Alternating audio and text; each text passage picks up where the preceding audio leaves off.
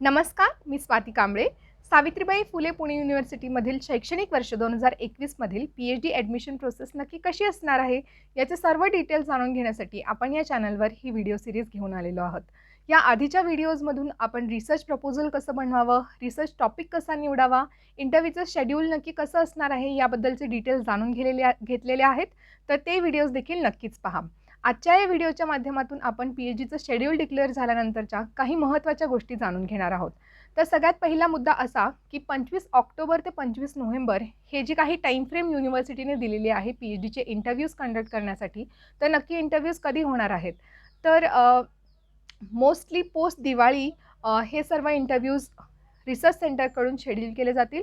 तर तुमचं जे काही रिसर्च सेंटर तुम्ही निवडलेलं असेल, ते रिसर्च सेंटरच तुमच्याशी इंटरव्ह्यूचे सर्व डिटेल्स कम्युनिकेट करेल. म्हणजे इंटरव्ह्यूची डेट काय असणार आहे, टायमिंग काय असणार आहे, किंवा इतर काही गोष्टी आहेत का ज्या तुम्हाला तुमच्यासोबत कॅरी कराव्या लागणार आहेत, किंवा जी एक कॅन्डिडेटची लिस्ट किंवा ऑर्डर असते ती देखील ते रिसर्च सेंटर तुमच्यासोबत शेअर करू शकतं. तर हे सर्व डिटेल्स फक्त तुमचं रिसर्च सेंटरच तुमच्याशी कम्युनिकेट करणार आहे.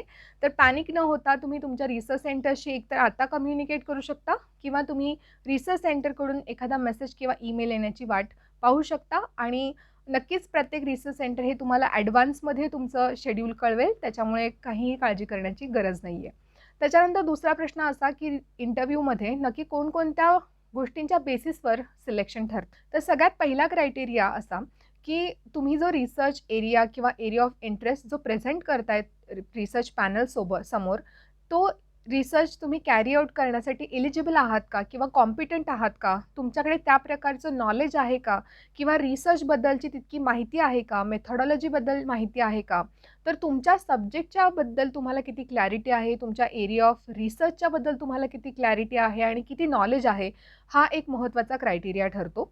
त्यानंतरचा दुसरा क्रायटेरिया असा की तुम्ही हा जो काही रिसर्च टॉपिक निवडलेला आहे किंवा रिसर्च एरिया निवडलेला आहे, त्या एरियामध्ये तुम्ही केलेल्या रिसर्चमुळे काही ॲडिशन होणार आहे का, किंवा तो रिसर्च एरिया किंवा त्याच्यामधील नॉलेज अजून जास्त एनरिच होणार आहे का, हा एक दुसरा क्रायटेरिया असतो. आणि थर्ड क्रायटेरिया असा की तुम्हाला जो रिसर्च करायचा आहे, ज्या प्रकारचा रिसर्च करायचा आहे, त्याच्यासाठी त्या रिसर्च सेंटरकडे इन्फ्रास्ट्रक्चर अवेलेबल आहे का.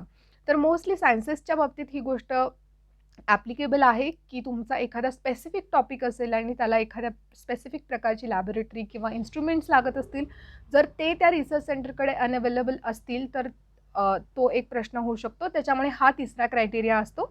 तर ह्या 3 क्रायटेरियाच्या बेसिसवर मोस्टली तुमचं इंटरव्ह्यूचं सिलेक्शन ठरतं.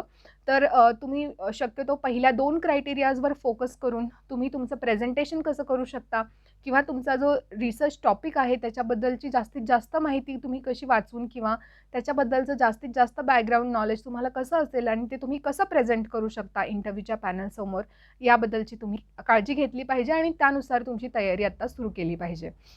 यानंतर दुसरा प्रश्न असा की इंटरव्ह्यूचं पॅनल नक्की कसं असतं, किंवा आपल्याला नक्की कोणाला फेस करायचं असतं. तर जनरली युनिव्हर्सिटीच्या रूल्सनुसार इंटरव्ह्यूच्या पॅनलमध्ये 5 लोक असतात. एक चेअरमन असतात, 2 सब्जेक्ट एक्सपर्ट्स असतात आणि 2 युनिव्हर्सिटी रिप्रेझेंटेटिव्हज असतात. तर हे चेअरमन तुमच्या रिसर्च सेंटरचे हेड असू शकतात, किंवा त्या रिसर्च सेंटरमधील त्या डिपार्टमेंटचे हेड असू शकतात, किंवा प्रिन्सिपल देखील असू शकतात जर तुम्ही कॉलेज हे रिसर्च सेंटर म्हणून दिलं असेल तर. त्याच्यानंतर तुमचा जो सब्जेक्ट आहे त्या सब्जेक्टमधले 2 एक्सपर्ट्स असतात, हे सीनियर प्रोफेसर्स असू शकतात, आणि 2 युनिव्हर्सिटीचे रिप्रेझेंटेटिव्हज असतात, एक जनरल आणि एक रिझर्व्ड कॅटेगरीसाठीचे. तर असं हे टोटल 5 लोकांचं पॅनल असतं. मला इंटरव्ह्यूच्या वेळेला मोस्टली सब्जेक्ट एक्सपर्ट आणि जे चेअरमन असतात त्यांच्याकडून बऱ्याच वेगवेगळ्या प्रकारचे प्रश्न विचारले जाऊ शकतात, तुमच्या एरिया ऑफ इंटरेस्ट आणि इन जनरल तुमच्या सब्जेक्टविषयीचे. तर त्यानुसार तुम्ही तयारी करू शकता. रिलेटेड फॅक्च्युअल गोष्टी होत्या. तर यानंतरच्या व्हिडिओमध्ये आपण इंटरव्ह्यूला नक्की फेस कसं करायचं आहे, किंवा इंटरव्ह्यूमध्ये विचारले जाणारे कॉमन क्वेश्चन्स कोणते असतात, याबद्दलचा देखील व्हिडिओ घेऊन येणार आहोत.